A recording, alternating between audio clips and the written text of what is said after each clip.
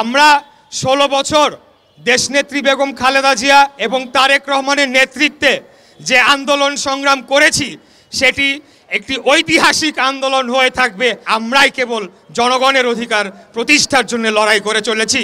অতএব কেউ যদি বলতে চায় আমরা খাবার জন্য অপেক্ষায় রয়েছি, তারা বোকার স্বর্গে বাস করছে।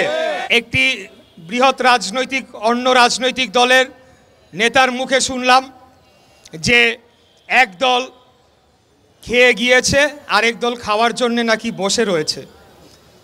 তো আমি তাদের উদ্দেশ্যে বলতে চাই যে এই ধরনের মন্তব্য করে আমাদের যে ঐক্য সৃষ্টি হয়েছিল খুনি হাসিনার বিরুদ্ধে, সেই ঐক্যকে বিনষ্ট করলে সবশেষে গিয়ে দেশ এবং জনগণেরই ক্ষতি হবে। বিভিন্ন রাজনৈতিক বক্তব্য দিয়ে তারা ফায়দা লোটার চেষ্টা করা হচ্ছে, এতে করে কিন্তু শেষ মুহূর্তে গিয়ে খুনি হাসিনা এবং স্বৈরাচারী আওয়ামী লীগেরই লাভবান হবে।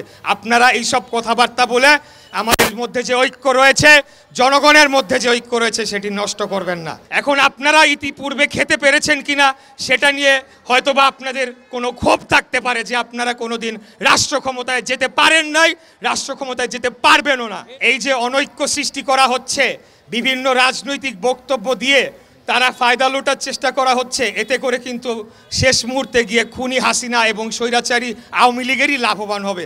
আপনারা এইসব কথাবার্তা বলে আমাদের মধ্যে যে ঐক্য রয়েছে, জনগণের মধ্যে যে ঐক্য রয়েছে সেটি নষ্ট করবেন না।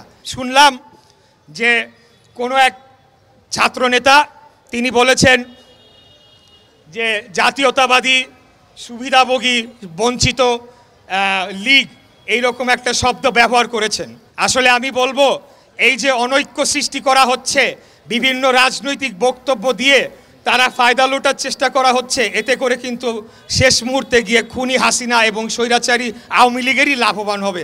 আপনারা এইসব কথাবার্তা বলে আমাদের মধ্যে যে ঐক্য রয়েছে, জনগণের মধ্যে যে ঐক্য রয়েছে সেটি নষ্ট করবেন না। আমরা বরঞ্চ জানতে পেরেছি 5ই আগস্টের পরে বৈষম্য বিরোধী একটি দালাল শ্রেণী তৈরি হয়েছে, যারা বিভিন্ন সরকারি দপ্তরে তারা অর্থের বিনিময়ে তারা গিয়ে সেখানে বিভিন্ন ধরনের পোস্টিং করে দিচ্ছে, বিভিন্ন ধরনের চাকরির বদলির তারা সুপারিশ তদবির করছে। অতএব এইসব বদলি বাণিজ্য যারা করে তাদের মুখ থেকে এই ধরনের কথা মানায় না। আমরা অনেক ধৈর্য ধরেছি, আমরা অনেক গণতান্ত্রিক মনোভাবের পরিচয় ইতিমধ্যে দিয়েছি। আমরা আপনাদের বলতে চাই যে যেই আন্দোলন আমরা করেছি, আমরা আবারও যে কোনো মূল্যে বাংলাদেশের রাজপথে অবস্থান করে, যে কারণে আমরা এই আন্দোলন শুরু করেছিলাম, জনগণের ভোটাধিকার জনগণের কাছে ফিরিয়ে দেওয়ার, সেটি আমরা করার জন্য যে কোনো সময় প্রস্তুত রয়েছি ইনশাল্লাহ। আমাদের লক্ষ্য কোনোদিনও চ্যুত হয় নাই।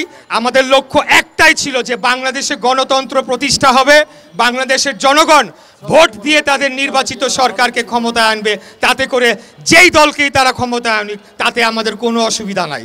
আমরা জনগণের জন্য কাজ করে যাচ্ছি, বাংলাদেশের স্বাধীনতা সার্বভৌমত্ব রক্ষার জন্যে, এবং এই যে ভারতের যে আগ্রাসী যে ভূমিকা সেটির থেকে বাংলাদেশকে রক্ষা করার জন্য আমরা আন্দোলন সংগ্রাম এবং আমাদের যে কার্যক্রম সেটি করে যাচ্ছি।